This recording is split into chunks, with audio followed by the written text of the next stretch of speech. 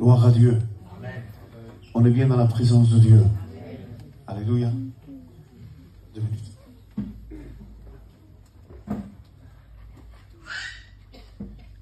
Est-ce qu'on est bien dans la présence de Dieu? Alléluia. Vous savez, je suis libre ce matin. Amen. Et vous savez, le but que nous avons, c'est ce que j'ai dit hier déjà, c'est de savoir ce que Dieu veut. Amen. Peut-être ça va choquer ce matin ce que je dis, mais quand je suis venu hier, quisiera que seguimos adorando a Dios un momento, mais quand je suis venu hier, j'étais sur la route et j'ai dit, Seigneur, qu'est-ce que je dois apporter à cette église? Qu'est-ce qu'elle a besoin? Seigneur, je voudrais apporter le mot de Dieu. Et je sais qu'il y a eu le mot de Dieu, il n'y a pas de problème.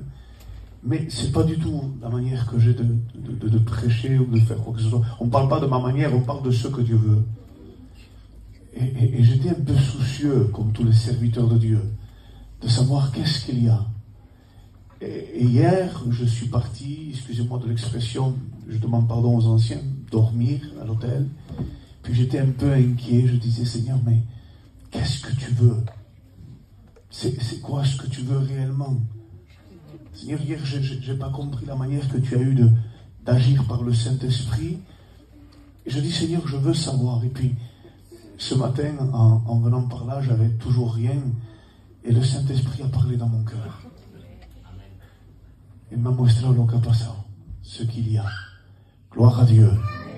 Il m'a dit, ce matin, ce n'est pas un message que tu vas donner, mais quelque chose pour l'Église en particulier. Ce matin, je ne veux pas que tu prêches, mais je veux que tu annonces ce que je vais faire et ce qui se passe aujourd'hui. Peut-être ça choque lo que estoy diciendo, mais je me sens libre ce matin. Alléluia. Je voudrais qu'on ferme nos yeux dans le respect. Et quisiera que el pacamen se levante et ore a Dios. Alléluia. Seigneur, nous sommes devant toi, et rien n'est caché devant toi. Sers-toi de ton serviteur, donner des paroles de connaissance données par le Saint-Esprit, qui soient dirigées par toi. Tu nous reprends s'il faut à travers ta parole. Alléluia, Dieu. Tu ne reprends parce que tu nous aimes. Que tout soit dirigé par toi, dirigé par l'Esprit, au nom de Jésus-Christ. Amen. Vous savez, on n'a pas à s'excuser de ce que le Saint-Esprit veut faire. Il y en a peut-être qui sont venus entendre un message, une prédication.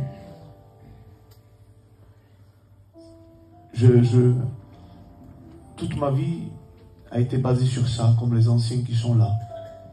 Si on doit dire un mot, on dit un mot. Si on ne doit rien dire, on ne dit rien. Bien sûr que la parole de Dieu prime. Mais je veux vous annoncer quelque chose, Église de Castel. Dieu a un message pour vous. Et je suis heureux ce matin de le partager. Ce n'est pas une prédication, c'est un message particulier que Dieu quiere decir à l'Iglesia. Et je demande pardon, et c'est avec tout le respect que j'ai pour les anciens, pour les pasteurs, pour les femmes de pasteurs, pour les chrétiens, pour les chrétiennes, pour ceux de l'Église. Dieu a un message à vous dire ce matin. Ce n'est pas une prédication. Tant pis, me matarán en pues, tant pis si vous ne m'invitez plus, mais c'est un message. Et ce message est accompagné d'un verset de la Bible. Alors ce matin, no sé lo que voy a traer, pero sé el mensaje que Dios quiere. Je sais le message que Dieu a pour vous.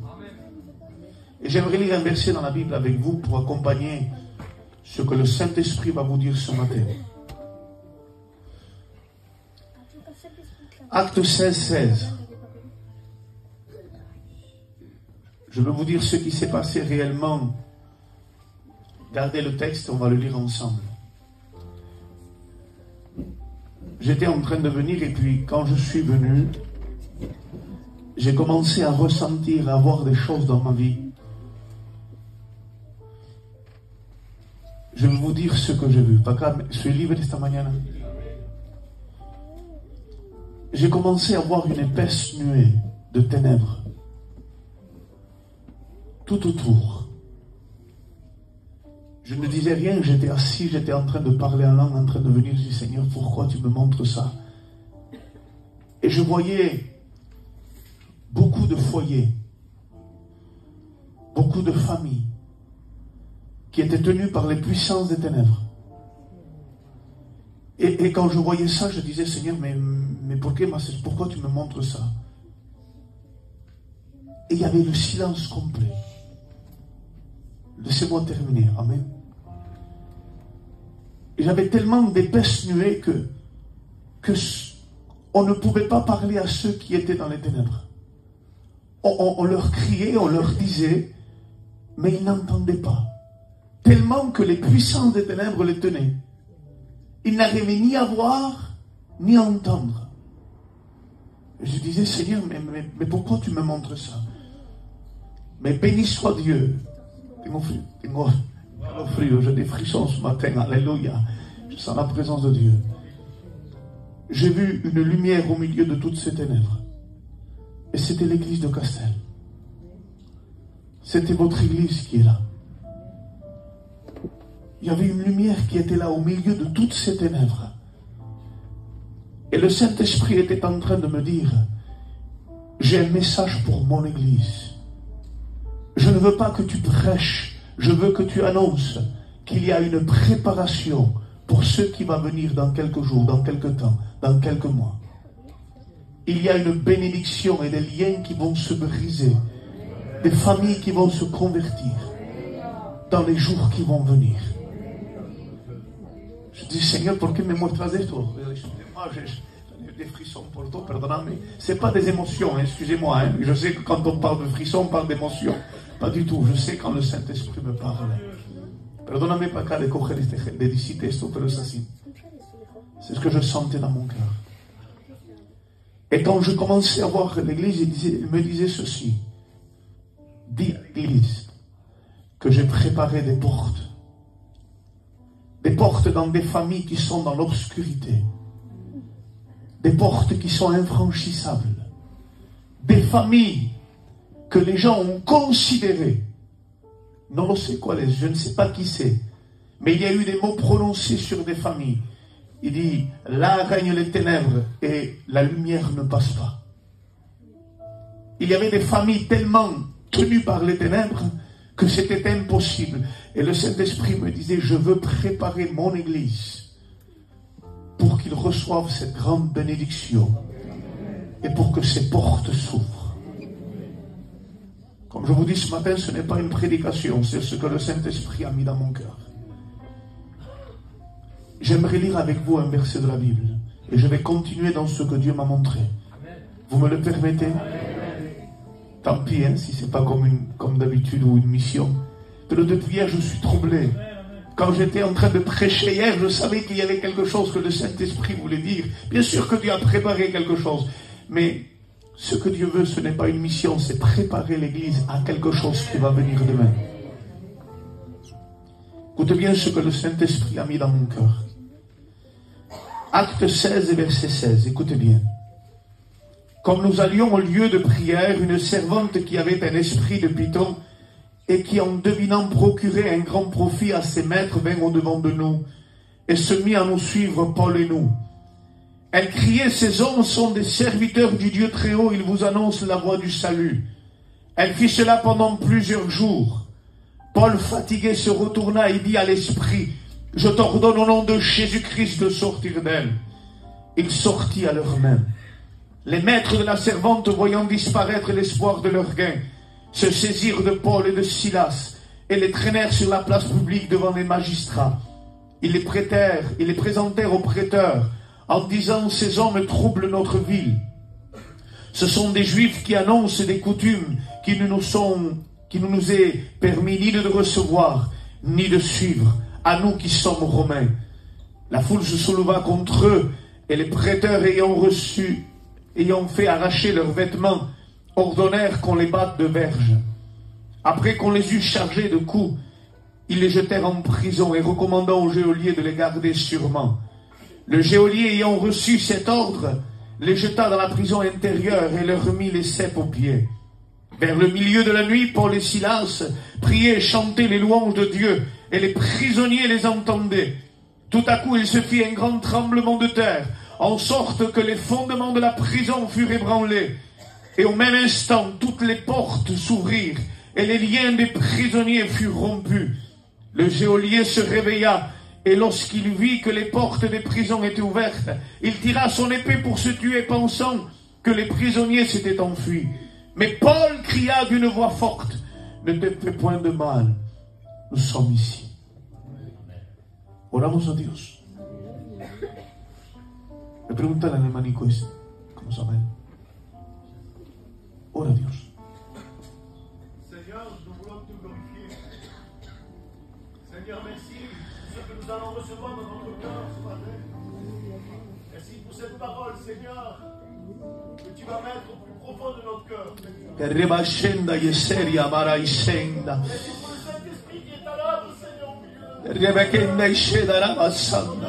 prie maintenant, Seigneur, fais ce que tu dois faire, toi. C'est toi qui as payé pour cette œuvre, Seigneur.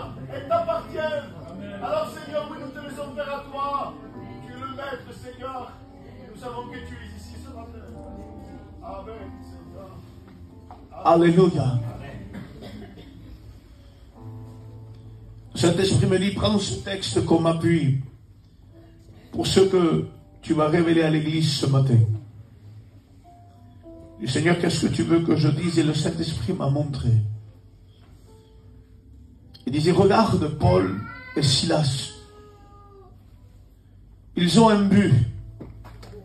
Je les ai recommandés d'aller prêcher ma parole. Et c'est ce que les serviteurs de l'église sont en train de faire. Est-ce que vous êtes avec moi ce matin pour écouter?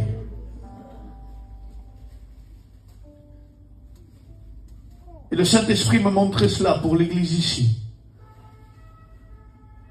Il dit, regarde, pendant que Paul et Silas sont en train d'aller, ils sont en train de marcher. Jusqu'à présent, il y a eu la marche et ils disent, quand nous allions au lieu de prière, il y a eu des temps de prière, des temps de recherche. Des temps où ils ont pleuré, des temps où l'église a cherché Dieu.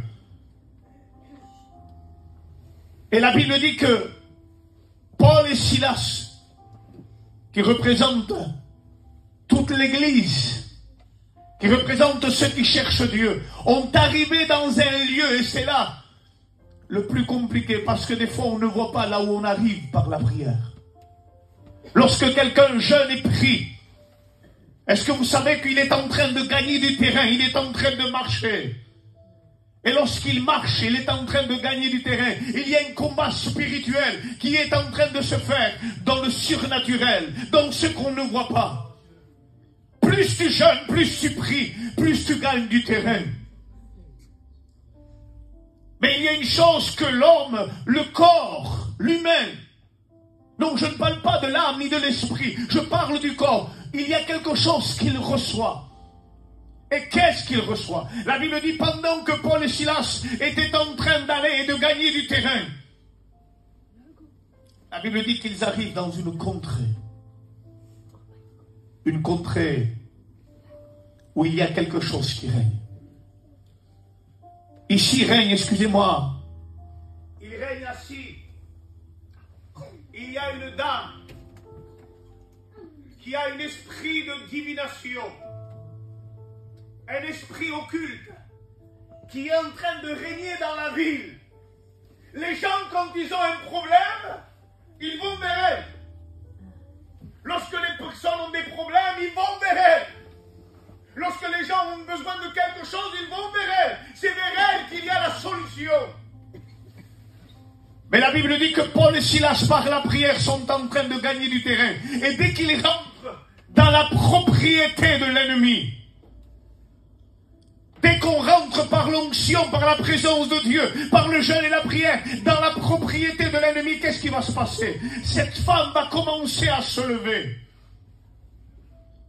Elle dit, oh là, jusqu'à présent j'ai vu des préfets de la ville, j'ai vu des empereurs, j'ai vu des soldats, mais ils ne m'ont pas fait peur.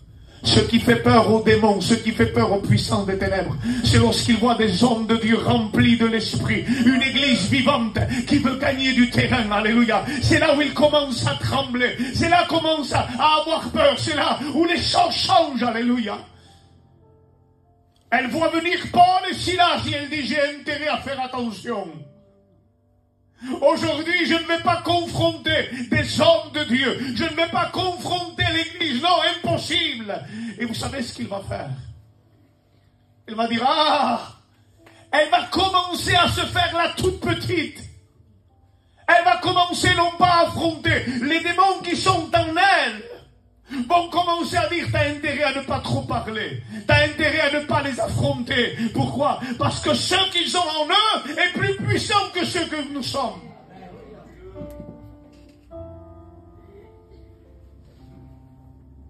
Et Paul et Silas rentrent dans la ville. Alors qu'est-ce qu'ils vont commencer à faire? Et c'est ça, alléluia, que l'Église veut mettre en garde aujourd'hui. C'est ça ce que le Saint-Esprit veut mettre en garde de l'Église. Église de Dieu, est-ce que tu veux le résultat? Et je crois que si le Saint-Esprit parle comme ça, c'est parce que tu veux le résultat. Mais il veut dévoiler quelque chose que l'ennemi voudrait infiltrer. Il veut dévoiler quelque chose que l'ennemi voudrait faire. Perdoname si hablo libre así. Es que recibe lo que el Espíritu nos dice esta mañana. Lorsque cette femme voit le danger, l'ennemi voit un danger, il voit un danger potentiel.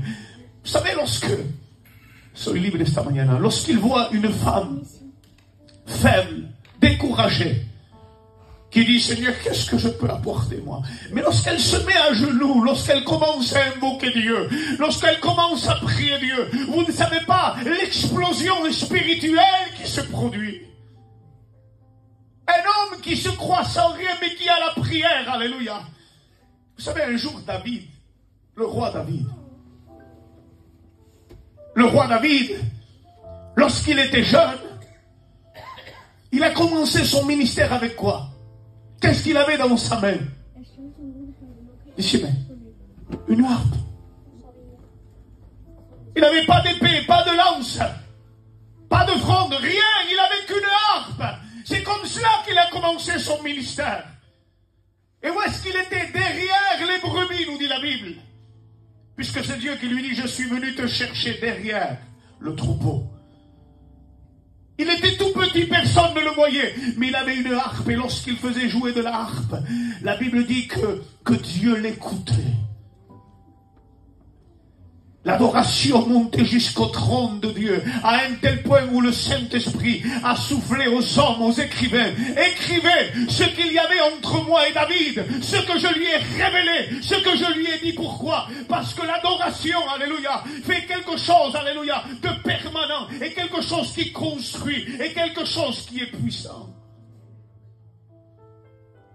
La Bible dit ceci, écoutez bien, quand David commence à jouer avec la harpe dans sa main, il va grandir. Il y a un Goliath qui se présente devant lui, il est terrassé. On l'habille d'une habit d'armure. On lui donne un palais. On lui donne une couronne. On lui donne de l'argent. On lui donne toutes sortes de choses. Et David commence à être habillé, à être orné, à être rempli de toute décoration. Mais lorsque le problème arrive dans sa vie, lorsque le problème frappe dans sa vie, il commence à dire, Seigneur, enlève-moi tous ces honneurs que j'ai. Enlève-moi mon argent, enlève tout ce que j'ai. Enlève-moi la renommée, enlève tout. Mais s'il te plaît, ne m'enlève pas ton esprit. La chose que j'ai besoin, alléluia, pour pouvoir combattre, c'est ton esprit. Peut-être qu'il y a des personnes extérieurement, ils n'ont pas trop de qualité, je ne sais pas trop chanter, je ne sais pas trop témoigner, mais il y a une chose qui est en toi et qui est puissante, c'est la communion que tu as avec Dieu. Alléluia. Lorsqu'ils voient Paul et Silas, excusez-moi, je vous demande d'être attentifs, s'il vous plaît. C'est important ce que je dois dire ce matin, ce que j'ai reçu du Saint-Esprit. Pour les Silas, lorsqu'ils arrivent, vous savez, les démons ont peur. Ils essayent de... Cette femme avait un esprit de python. C'était une pythonnaise. Vous savez, l'esprit de python, ça veut rien dire. C'est juste. C'était une déesse du temple Python. C'est là-bas, vous savez, moi j'ai on ne peut pas dire le privilège, mais un jour j'étais en Afrique, justement on parlait de ça. Et j'étais dans le Bénin, et un jour on m'a montré des pasteurs évangélistes, m'ont dit, viens, je vais t'amener au centre du temple Python. Et là, bien sûr, j'arrive dans le temple Python qui s'est répandu dans le monde après, qui a des centaines d'années. Et ça se trouve à Ouida. Vous regarderez, si vous voulez, sur Internet, ça se trouve à Ouida, au temple Python. J'ai été là-bas, j'ai passé devant. Et ils m'ont dit, on s'en va vite. Pourquoi? Parce qu'ils savent que vous êtes des évangélistes, ils veulent vous tuer. Donc, il faut partir. Et cette femme adorait le Python. Et j'ai dit à Dieu, Seigneur, pourquoi le Python? Pourquoi le Python? Eh bien, je vais mettre en garde l'église ce matin par le Saint-Esprit. Vous savez comment on s'appelait Satan dans l'Ancien Testament? Comment on l'appelle? On l'appelle le serpent ancien. Le serpent. Et vous savez, le serpent a une particularité. Lorsqu'il mord, il injecte du venin. Mais la Bible dit qu'il s'est passé quelque chose à Golgotha. Qu'est-ce qui s'est passé à Golgotha? Jésus lui a écrasé la tête. Ça veut dire que le serpent n'existe plus. Et Satan a dit, maintenant je suis plus un serpent, comment il faut que je le fasse? Maintenant il faut que je me transforme en python. Et le python, lui, vous savez, vous pouvez le prendre dans mon bras. J'ai pris des pythons dans mes bras, moi. Je l'ai pris dans mes mains, j'ai pris des pythons dans mes mains. Ils n'ont pas de venin. Parce qu'il n'a plus, le péché n'a plus d'activité. Il ne peut plus mordre. Jésus l'a vaincu à la croix du Calvaire. Mais il fait quelque chose de terrible. Le python, vous savez ce qu'il fait? Il commence par entourer sa proie. Et il l'étouffe. Il ne peut plus mordre. Il l'étouffe. Jusqu'à ce qu'il n'ait plus de respiration. Ça, c'est les qualités du python. Laissez-moi vous dire une chose. Ce que l'ennemi veut t'enlever, Église, il veut t'entourer, t'étouffer, pour que tu ne pries plus, pour que tu ne cherches plus Dieu, pour que tu n'adores plus Dieu. Parce que si tu perds la communion, tu as perdu le combat. Si tu perds la communion, tu as perdu la bataille. Tu es déjà vaincu. Mais si tu pries, peu importe ce qui arrive, peu importe où tu es en communion avec Dieu. Tu as gagné la bataille.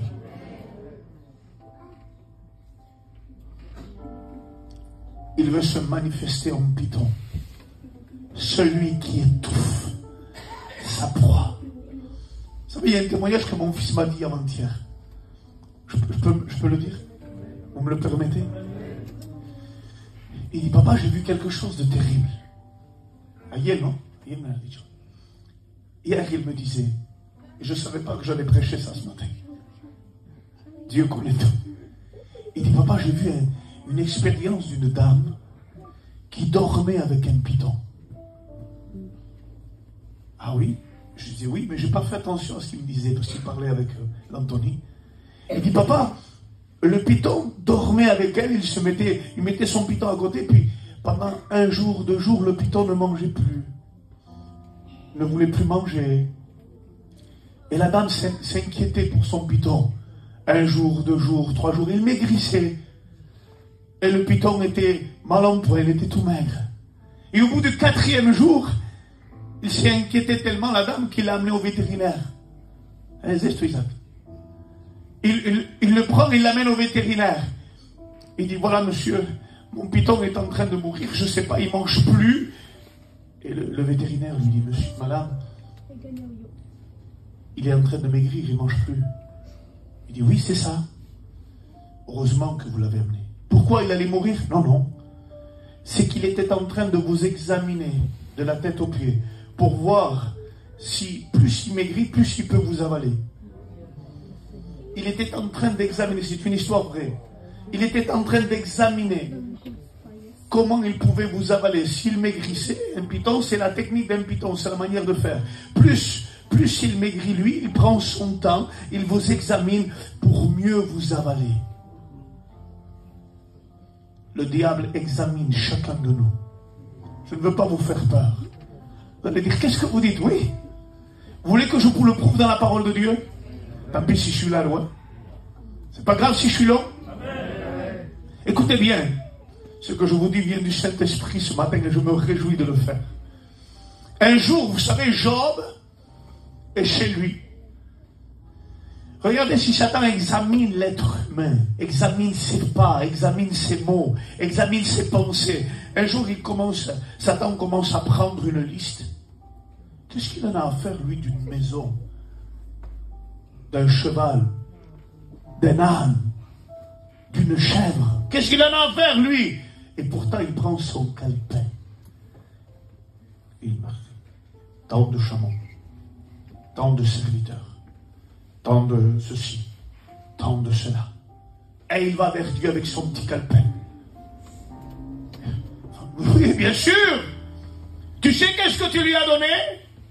Mais qu'est-ce que tu vas faire, Satan? Tu veux juste détruire l'âme? Non, non, non. J'examine tout ce qu'il a. Ses enfants, ses serviteurs, sa femme. C'est ce qu'il a, son argent, tout ce qu'il a est examiné et mis sur un calepin. Pourquoi? Pour mieux te détruire. Tout peut être une arme potentielle pour te faire du mal. Mais la Bible dit que comme Job n'était pas attaché à ceux qui l'entouraient, il dit, mon cœur n'est attaché qu'à Dieu. Tu peux tout m'enlever si tu veux. L'ennemi veut nous attacher à des choses pour que nous puissions périr avec ceux que nous sommes attachés. Paul et Silas arrivent dans la ville. Cette femme commence à se cacher. Il dit, c'est des serviteurs du Dieu très haut, il vous annonce la voie du salut. Il essaye de se cacher, elle suit Paul. Paul s'en va à droite, il passe derrière lui. Paul s'en va à gauche, il passe derrière lui. Il ne veut pas être découvert. Et l'ennemi ne veut pas être découvert. Il veut toujours être caché. Vous savez que Paul va dire, vous n'avez pas à lutter contre la chair ni le sang, mais contre les dominations. Il y a autour de vous des dominations que vous ne voyez pas. Et l'ennemi ne va pas se présenter lui-même, non. Il va envoyer des personnes que vous connaissez, des personnes étrangères qui mettent le trouble. Et là où vous êtes, il y a des troubles qui naissent parce que l'ennemi a mis son grain de sel, parce que l'ennemi a voulu détruire. Et si nous sommes pas sages, si nous ne sommes pas intelligents, si nous ne tenons pas dans la prière, nous allons tomber dans ce piège. Mais lorsqu'un homme, une femme prie, cherche Dieu, il dit, peu importe ce qui arrive, je veux arriver au bout de la bénédiction. Paul, la Bible dit fatigué d'un évangile mélangé, d'un évangile qui ne produit rien, parce que Paul dit Jésus est le sauveur, et la femme dit oui, Jésus est le sauveur. Est-ce qu'elle dit quelque chose de méchant? Non, mais à l'intérieur règnent les puissances des ténèbres. Ce que Dieu veut, alléluia, ce que Dieu veut, alléluia, ce que le Saint-Esprit veut, une église pure, une église véritable, que lorsque tu as péché, tu reconnaisses ton péché. Lorsque tu es faible, dis-lui à Dieu, Seigneur, je n'en peux plus, mais reste vrai devant Dieu. Ce que Dieu veut, c'est que la vérité soit au fond du cœur. Ce que le Père recherche. Je pose une question. Est-ce que Dieu connaît tout? Est-ce que Dieu connaît tout? Et pourtant, il dit ce que le Père recherche. Comment possible que Dieu rebusque, puisqu'il sait où se trouve tout? Dieu est en train de nous lancer un message, parce qu'il y en a très peu. Ce que le Père recherche, ce sont des vrais adorateurs qui adorent le Père en esprit et en vérité. Alléluia. Écoutez bien ce qui va se passer. Paul et Silas arrivent et lorsqu'ils annoncent, ils retournent et disent, Paul fatigué se tourne et dit à l'esprit, il est temps, alléluia. Et c'est ce qui s'est passé. C'est ce qui dérange l'ennemi. C'est ce qui dérange les démons, alléluia. Lorsqu'il est découvert, et ce qu'on veut ce matin, ce que les pasteurs veulent, alléluia, ce que Dieu veut, ce que l'Église veut, c'est que les puissances des ténèbres soient dévoilées. Il s'arrête, il sort, il tourne et dit à l'esprit, au nom de Jésus, sors. à l'instant même, l'esprit de Python, l'esprit de divination, l'esprit de l'avenir, une fausse assurance du lendemain s'en va, alléluia, et laisse place au véritable évangile. Et lorsque le véritable évangile se produit, lorsque le véritable évangile se présente, il y a devant eux maintenant l'adversité. Je ne sais pas si tu te vois ce matin par ce problème d'adversité. Il y a l'adversité qui est là. Ça y est, j'ai découvert l'ennemi. Peu importe ce qui va arriver, je veux arriver jusqu'au bout. Je chasse les puissances des ténèbres. Et à ce moment-là, l'ennemi se révolte contre ceux qui veulent faire la volonté de Dieu. Il y a un adversaire devant lui. Les soldats commencent à le poursuivre. Les soldats commencent à le poursuivre. Les problèmes commencent à nous poursuivre. La difficulté commence à se lever contre nous. Est-ce qu'il y en a qui se voient dans le message ce matin? Lorsque l'ennemi commence à se lever contre nous, la Bible dit qu'il se passe quelque chose. Ils les saisissent. Les problèmes commencent à toucher la personne, commencent à toucher la personnalité, commencent à toucher, ils commencent à vouloir arracher leurs vêtements. On touche à nos témoignages, on touche à notre ministère, on touche à notre spiritualité, on touche à notre dignité, on veut arracher nos vêtements. Voilà ce que l'ennemi veut faire. Enlever pour nous, comment se dit ça,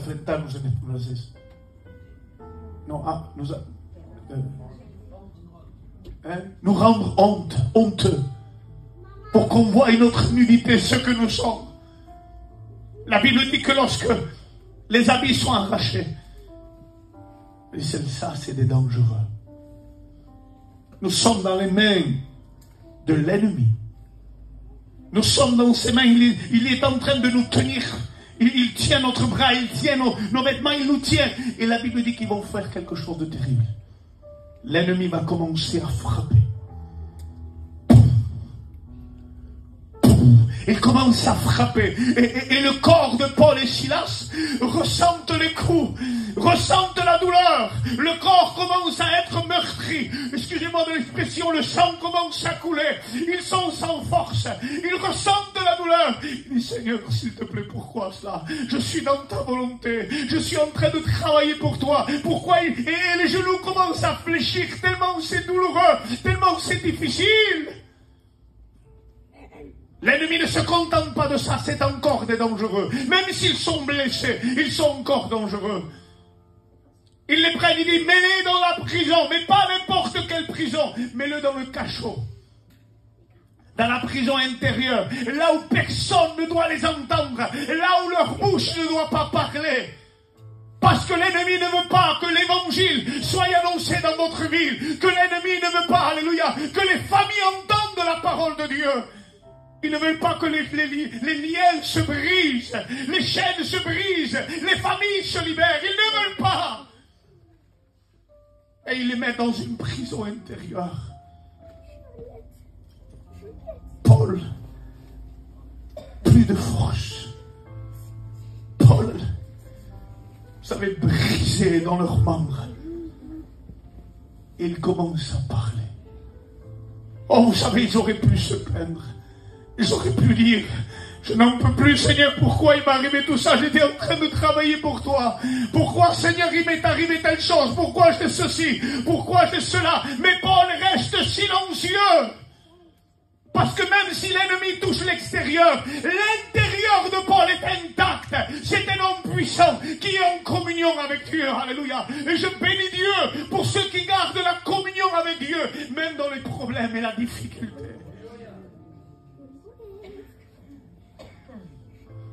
Paul se met à genoux. On les attache. Le monde veut attacher les hommes de Dieu. Le monde veut attacher l'Église. Je vous le dis sincèrement. L'ennemi veut mettre des liens. Veut attacher l'Église pour ne pas que l'Église se répande dans la ville. Anciano. L'ennemi veut vraiment mettre des chaînes. Kakai. Hermanos. Mais Paul va faire quelque chose. Et je bénis Dieu. que la victoire lui appartient à lui. Ce n'est aucun effort humain. Pourquoi Paul a permis, pour que Dieu a permis que Paul ne soit pas en force de se lever ou de dire j'ai des muscles, je peux. Dieu voulait montrer quelque chose. Que même si notre corps n'a plus de force, lui il est notre force. Que même si on est découragé et qu'on n'en peut plus, le rocher sur lequel nous sommes posés est un rocher inébranlable. Quelqu'un qui ne bouge pas. Et Paul et Silas commencent à se parler. La conversation qu'ils ont, ce n'est pas une conversation, c'est pas la peine, on n'arrivera pas, c'est pas la peine, on ne pourra pas. Non, lève-toi. Tu sais ce qu'on va faire? Quoi? Dans la prison qu'il y avait là, il y avait des chansons. Vous voulez les écouter, les chansons? Si? Vous les écoutez, les chansons qu'il y avait dans la prison? C'est pas moi. J'ai soif. Je n'en peux plus. Je voudrais mourir. Les prisonniers qui étaient dans cette prison avaient toujours les mêmes paroles. J'ai soif. Je n'en peux plus. J'ai froid. Voilà les chansons qu'on entendait dans la prison. Et Paul et Silas se lèvent et disent, tu sais ce qu'on va faire? On va chanter des cantiques. On va leur montrer à ceux qui ont un langage négatif, à ceux qui ont une vision négative, ce que c'est celui qui possède en lui l'Esprit de Dieu. Quand nous sommes habités par le Dieu Tout-Puissant, quand nous sommes habités par le Saint-Esprit. Et il commence à chanter. Moi je te loue et je t'adore. Je lève mes mains vers toi. Et il commence à glorifier Dieu. Pour t'adorer, mon roi, moi je te loue. Et les gens qui sont à côté, vous savez, sont en train de dire, mais qu'est-ce qu'ils disent? Pourquoi ils ne parlent pas comme nous? Pourquoi ils ne disent pas que c'est pas leur faute? Pourquoi ils ne disent pas qu'ils n'arrivent à rien? Et Paul et Silas, moi je te loue et je t'adore. Mais ils sont devenus fous. C'est quoi cette chanson qui envahit les prisons les plus ténébreuses, les lieux les plus difficiles, là où les démons règnent? La louange est en train de commencer à grandir, à exploser. Alléluia. Et il se passe quelque chose. Le soldat le plus puissant de cette contrée, l'ordre le plus grand avait dit, gardez ces hommes sûrement. Ça voulait dire, mettez des hommes devant la prison. Mettez des hommes dans les couloirs de la prison. Mettez des hommes devant la porte de la prison pour que personne ne puisse rentrer. Et le Saint-Esprit, alléluia, Dieu descend de son ciel de gloire et commence à faire. Il souffle par son esprit. Les soldats qui sont devant la prison essayent de garder. Personne ne pourra délivrer ces hommes. Et le Saint-Esprit passe la porte de la prison, arrive au couloir, rentre dans la prison où sont Paul et Silas. Et il dit, faisons maintenant trembler ces fondements que Satan a bâtis, ces fondements que l'ennemi, le mortier du péché, le mortier de la méchanceté, le mortier qui tient les âmes captives. Et la Bible dit que les fondements de la prison commencent à remuer, commencent à se fissurer, les fondements commencent à bouger, les portes ne tiennent plus. Les portes commencent à s'ouvrir. Les liens des prisonniers sont rompus. Alléluia. Pourquoi? Parce que le souffle du Saint-Esprit a commencé à rentrer dans la prison. La prison qui tenait les âmes captives a été brisée à cause de deux hommes qui priaient. À cause de deux hommes qui cherchaient la volonté de Dieu. Combien qu'il y a de chrétiens parmi nous qui lèvent leurs mains? Si avec deux hommes, la prison a été brisée, imaginez-vous avec toute l'Église. Imaginez-vous avec toute l'Église. Ce que Dieu est en train de vous dire ce matin. Préparez-vous à la bénédiction que Dieu a préparé pour vous, Église de Dieu. Ne baissez pas les bras. ceux qui sont découragés, ceux qui sont faibles. Le Saint-Esprit est en train de te dire ce matin, prends courage. Ne sois pas dans le découragement. Tu es une personne utile dans l'Église. Tu es quelqu'un que Dieu appelle, alléluia, à tenir debout. Prépare-toi à recevoir ces grandes bénédictions que Dieu a préparées pour toi. Est-ce que vous me permettez que je fasse quelque chose? Je voudrais appeler les pasteurs avec leurs compagnes. Que vengan aquí delante.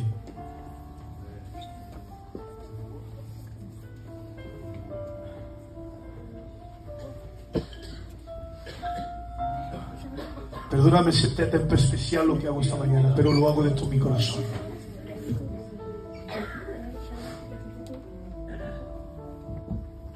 Je voudrais que toute l'église se lève à leur place. Et on commence à louer Dieu et à prier pour eux. À prier pour ces foyers. À prier pour eux maintenant. Le Saint-Esprit est là, prêt à bénir. Vous êtes remplis maintenant des armes essentielles pour le lieu dans lequel vous êtes. Là où vous allez rentrer, les chaînes vont se briser. Là où vous allez témoigner, parler de l'évangile, les démons commenceront à fuir. Oh, vous aurez des adversités, c'est vrai, mais la gloire de Dieu va se manifester. Je voudrais qu'on ait pris tous ensemble pour ces serviteurs de Dieu.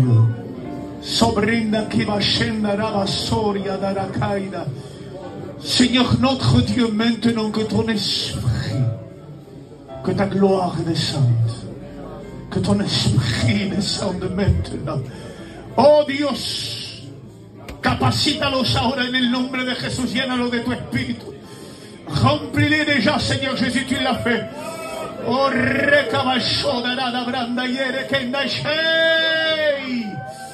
Saint-Esprit descend. Oh, le Saint-Esprit maintenant vous remplit de cette onction particulière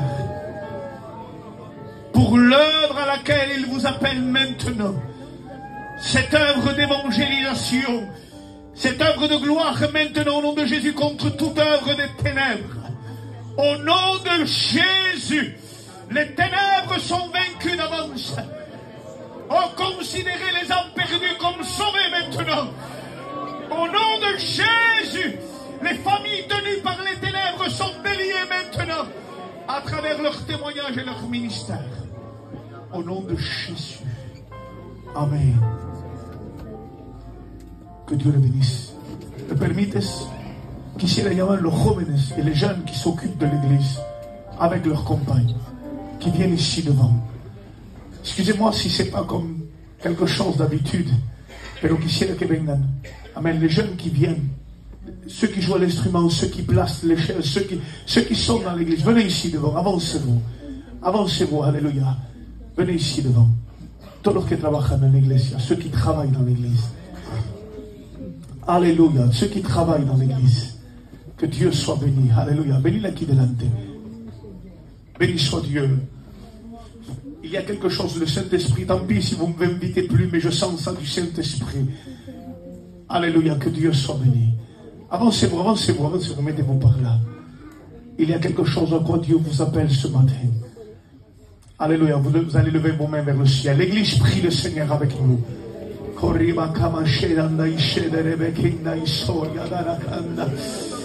Alléluia. Saint-Esprit, descends dans leur vie maintenant, visite-les. Maintenant. Oh, tu les remplis de ton esprit. Maintenant, Saint-Esprit.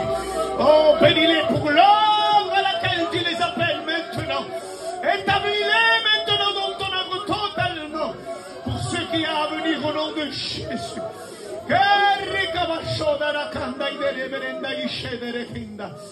Merci Sauveur. Merci Jésus. Amen. Alléluia. Una cosa más. Amen. Une chose de plus. Amen. Me lo permite. Je sais que je prends du temps, pero lo siento de Dios. Hago lo que Dios ha puesto en mi corazón. Je voudrais que toute l'église se lève à sa place. Toute l'église, vous êtes l'armée de Dieu. Celle que Dieu a appelée celle que Dieu a appelée. Alléluia. Alléluia. Je voudrais que les sœurs se donnent la main. Alléluia. Que toutes les sœurs se donnent la main. Que les frères se donnent la main. Alléluia. Amen. Comme une seule armée. En disant aujourd'hui. Aujourd'hui. Alléluia. Vient le temps. Alléluia. Où nous nous levons contre ceux qu'il y a dehors. Alléluia. D'ici la dire contre ceux qui y a dehors. Nous nous levons contre ceux qui y a dehors maintenant. Les puissants des ténèbres reculent. Nous gagnons du terrain maintenant. Nous gagnons du terrain maintenant. Nous gagnons du terrain maintenant. Nous gagnons du terrain. Alléluia. Les ténèbres reculent. Les ténèbres reculent. Les ténèbres reculent. Les ténèbres reculent. Les ténèbres reculent. Au nom de Jésus. Au nom de Jésus. Pensez à ceux qui ne connaissent pas Dieu. Pensez à ceux qui ne connaissent pas Dieu. Pensez aux jeunes. Pensez aux jeunes. Alléluia. Ces âmes vont être rachetées, lavées par le sang précieux de Jésus. Oh,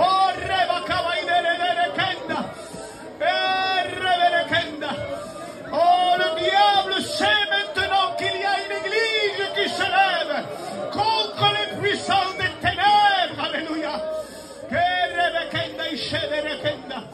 Gloire à Dieu. Et le peuple dit Amen. Amen. Que Dieu vous bénisse. Que Dieu vous bénisse. Priez le Seigneur. Alléluia. Merci à Dieu. Vous savez, comme ce matin j'ai dit, ce n'était pas un message que j'ai reçu, mais c'est une pensée pour l'Église. Et je sais qu'elle vient de Dieu parce que le Saint-Esprit me l'a montré.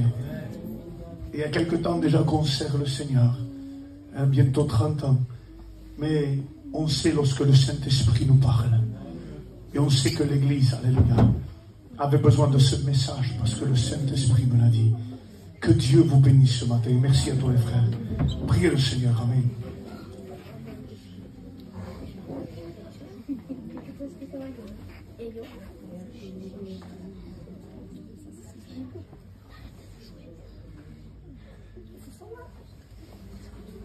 Ils veulent que je chante un cantique. Alléluia, je vais chanter un cantique.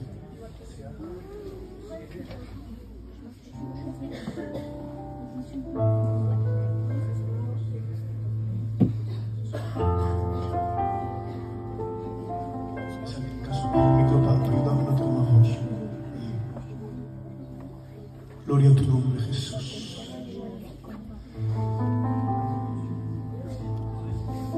Se abren los cielos, se escucha un sonido celestial.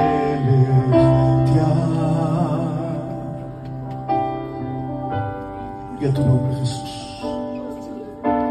Unido a las voces, tu pueblo que te quiere adorar.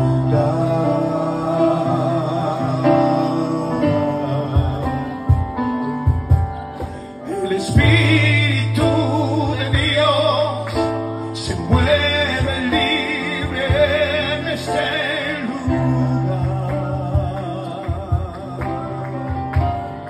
Gloire à Jésus, alléluia. El Padre alegre está al ver la novia unirse a adorar. Juntos, aleluya. La tierra canta, el cielo adora y todo grita que tú eres santo. La tierra canta, el cielo adora y todo grita que tú eres santo.